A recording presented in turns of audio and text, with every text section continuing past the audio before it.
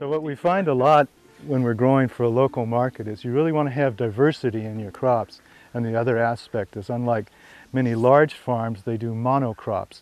So you find that they do one level of production, they grow it, they harvest it, and then they're done. When we're growing for a local market, you want to be able to sustain that and have rotational crops so that you can keep things into the market continually, which is the real challenge in the case of, say, for example, spinach. Loves to bolt when it gets really hot, but people love to have spinach almost all summer. So we end up growing it under shade cloth to accommodate that market, to keep it fresh and keep it from bolting. Okay. Same way with, like, here we have our brassicas and our cabbages and stuff underneath the row cloth.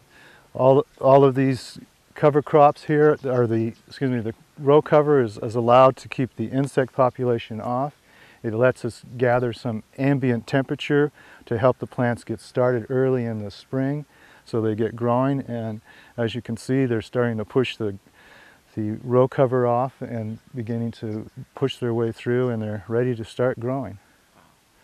We do find in our practices, though, I often like to tell people that we have to be a climatologist, an entomologist, a soil scientist, and a plant pathologist, all in one, to be a good organic farmer, because it's really a challenge to stay on top of it, and that's what you have to do. It's every day. Yeah. Look and see what's on the sticky trap and what sort of birds and insects are being taken at the time. Now, are you inspected, I guess, every year or something like that? Yes, annual inspection, and there's a fee associated with that, but once we get that and we get our diploma, or essentially the certificate, we're able to sell to almost anybody who uses certified organic. And people are assured, because of that unified program, that we meet all of those standards, which is available to the public.